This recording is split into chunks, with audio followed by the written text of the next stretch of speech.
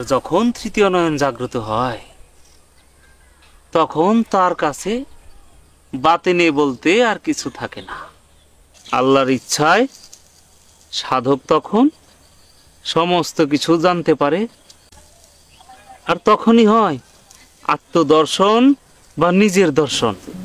ধ্যানে বসলি মেরুদণ্ড সোজা রাখতে হয়, ঘাড় পিঠ সমান রাখতে হয়। যতটা সময় শ্বাস গ্রহণ করবে তার চাইতে অধিক সময় শ্বাস ধরে রাখতে হবে। তারপর লম্বা সময় ধরে আস্তে আস্তে নিঃশ্বাস ত্যাগ করতে হবে।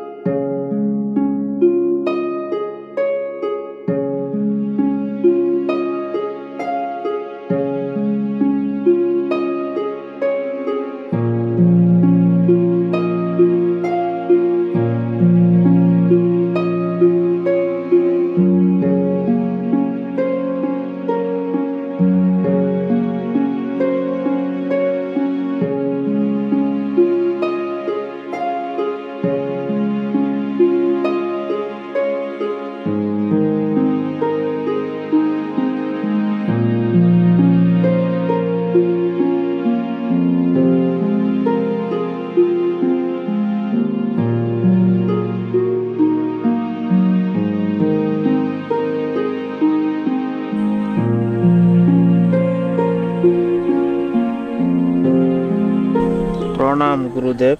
প্রভু তোমার মঙ্গল করুক। কেমন আছো বাবা? আপনার আশীর্বাদে দয়াময় খুব ভালো রেখেছে। কখন এসেছো? এসেছি অনেকক্ষণ হলো, আপনার ধ্যান ভাঙার অপেক্ষা করছিলাম। অপেক্ষা না করে আমাকে ডাকলেই তো পারতে। আসলে গুরুদেব, আমি আপনার ধ্যানের ব্যাঘাত ঘটাতে চাইনি। তাছাড়া আপনার কাছ থেকেই তো জেনেছি খাজা বাবা মঈনুদ্দিন চিশতি রহমতুল্লাহ আলাইহি বলেছেন, আরেফ যখন নীরব থাকে মনে করবে তখন তিনি প্রভুর সাথে কথা বলছে। অতি উত্তম, তুমি সত্য অনুধাবন করতে পেরেছ। সাধক যখন ধ্যানমগ্ন থাকে সে প্রকৃতির সাথে লীন হয়ে যায়, পরমের দিকে অগ্রসর হতে থাকে। তার জ্ঞানচক্ষু জাগ্রত হতে থাকে। তোমরা যাকে তৃতীয় নয়ন বা থার্ড আই বলো, তাই যতটা সম্ভব ধ্যান অভ্যাস করা দরকার। আসসালামু আলাইকুম গুরুদেব, ভালো আছেন? ওয়ালাইকুম আসসালাম রহমাতুল্লাহ। কেমন আছো বাবা? জি গুরুদেব, আপনার দোয়াই আল্লাহ পাক অনেক ভালো রেখেছেন। গুরুদেব অর্জুন দাদার সাথে খুব গুরুত্বপূর্ণ আলোচনা করতেছেন, আমি হতভাগা মনে হয় সেটা পেলাম না। না ভাই, গুরুদেব মাত্র আলোচনা শুরু করেছেন, আর তুমি সঠিক সময়ে এসেছ। শোনো বাবা হোসেন, আমি অর্জুনের সাথে ত্রিনয়ন বিষয়ে কথা বলছিলাম। ত্রিনয়ন কি গুরুদেব? যদি কৃপা করে বলতেন তাহলে শুনে খুব আনন্দিত হতাম। এই দুই নয়ন বন্ধ করে ধ্যান করলে মানুষের যেই নিরপেক্ষ শুভ বোধের উদয় হয় তাকেই বলে তৃতীয় নয়ন বা দিব্য দৃষ্টি। সাধক তার সাধনার মাধ্যমে এই তৃতীয় নয়ন জাগ্রত করে। আর যখন তৃতীয় নয়ন জাগ্রত হয় তখন তার কাছে বাতিনে বলতে আর কিছু থাকে না। আল্লাহর ইচ্ছায় সাধক তখন সমস্ত কিছু জানতে পারে আর দেখতে পারে। আর তখনই হয় আত্মদর্শন বা নিজের দর্শন। আর আত্মদর্শন মানেই ঈশ্বর দর্শন। সবার কি তৃতীয় নয়ন থাকে গুরুদেব? হ্যাঁ বাবা, সবারই ত্রিনয়ন থাকে, তবে কারোটা সুপ্ত, কারোটা জাগ্রত। আর সাধারণ মানুষের সুপ্ত থাকে বলেই চোখ বন্ধ করলে শুধু অন্ধকার দেখতে পায়, আর কিছুই দেখতে পায় না। সাধক যখন ধ্যান করতে থাকে আস্তে আস্তে ত্রিনয়ন জাগ্রত হতে থাকে, আর এই অন্ধকার আস্তে আস্তে কমতে থাকে। এক সময় এই অন্ধকার সম্পূর্ণরূপে দূর হয়ে যায়। আর শোনো, তখনই আলোকিত পুরুষ সাধকের ত্রিনয়নে ধরা পড়ে, আর সেই রূপে কোনো তুলনা নাই। মনে হবে যেন সহস্র চন্দ্র সূর্য একত্রিত করলেও যে আলো হয় তার চাইতে অধিক। তাই সাধক বলে,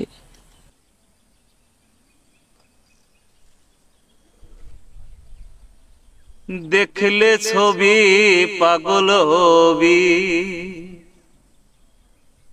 ঘরে থাকতে পারবি না। দেখলে ছবি পাগল হবি, ঘরে থাকতে পারবি না। দেখলে ছবি পাগল হবি, মোহন মূরতি বাবার দেখলে পরে ঘুচবে আধার। মোহন মূরতি বাবার দেখলে পরে ঘুচবে আধার। আরশ কুচি সাগর পাহাড় কিছু দেখার বাকি থাকবে না। আরশ কুচি সাগর পাহাড় দেখার বাকি থাকবে না। দেখলে দেখলে দেখলে ছবি পাগল হবি, ঘরে থাকতে পারবি না। দেখলে ছবি পাগল হবি।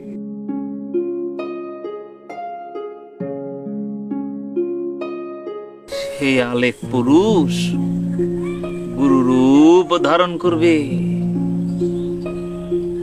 আর এই গুরু রূপের মাঝে সাধক তার নিজের রূপ দেখতে পায়।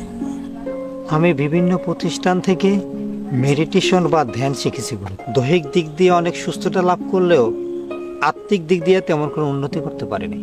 আজকাল মানুষ টাকার বিনিময়ে বিভিন্ন প্রতিষ্ঠান থেকে ধ্যান শিক্ষা করে।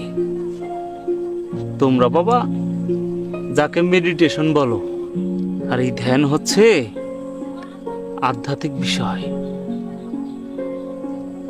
অর্থ দিয়ে আধ্যাত্মিকতা ক্রয় করা যায় না।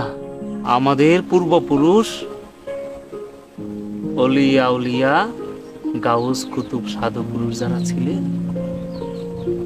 তারা গুরু গৃহে গিয়ে গুরু সান্নিধ্যে এই ধ্যান অভ্যাস করতেন।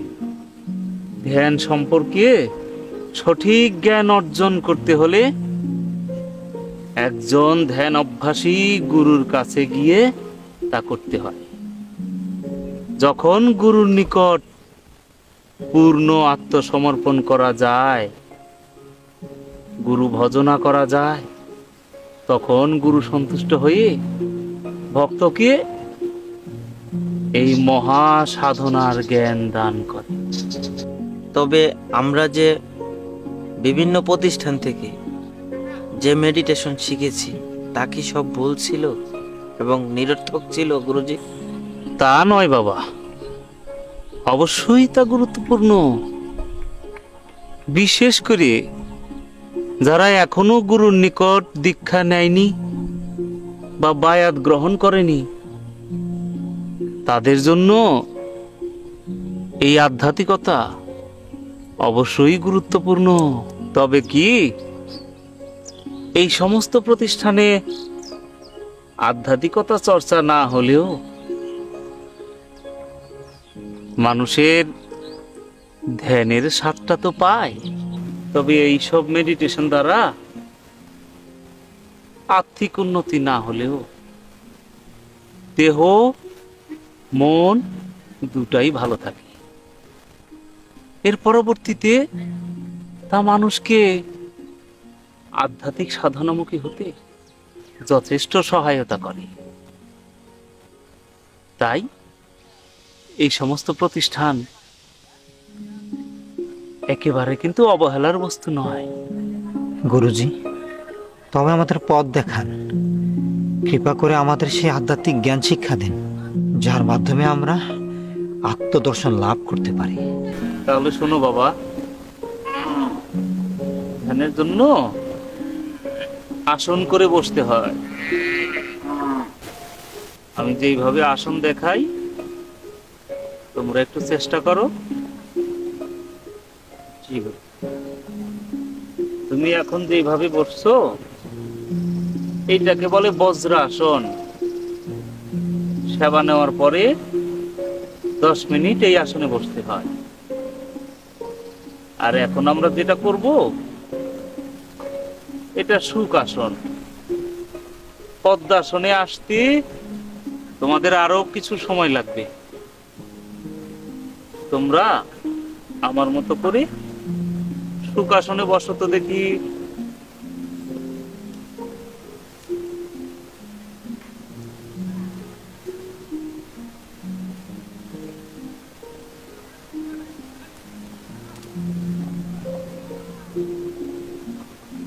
এইভাবে যদি নাও হয়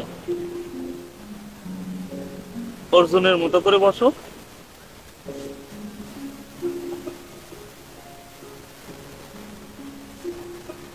যার যেভাবে সুবিধা হয় সে সেভাবে বসলেই চল।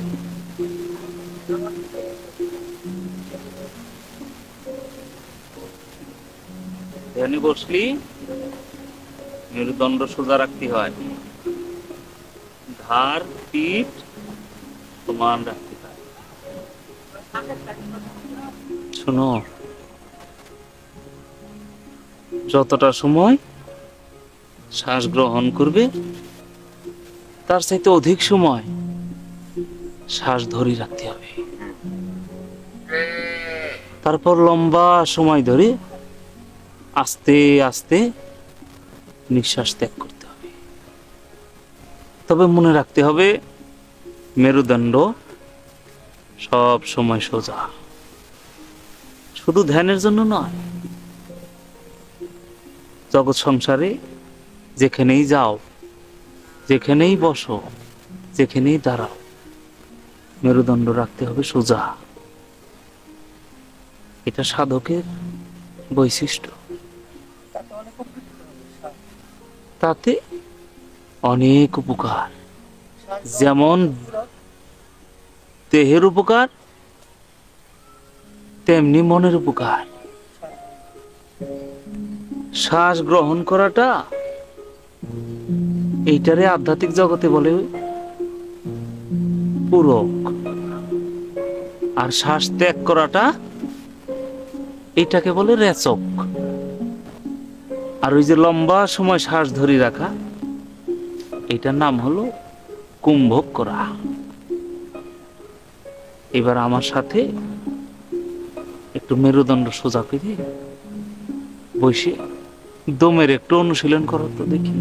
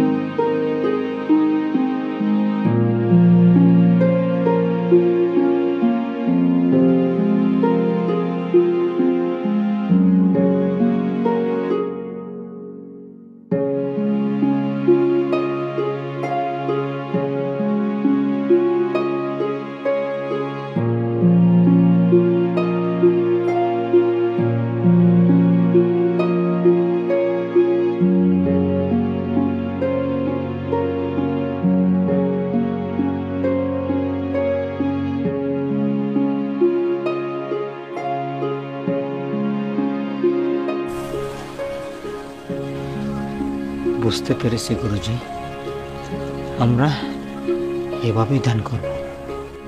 গুরুদেব, ধ্যান আর মোরাকাবা মুশাহাদা কি একই বিষয়?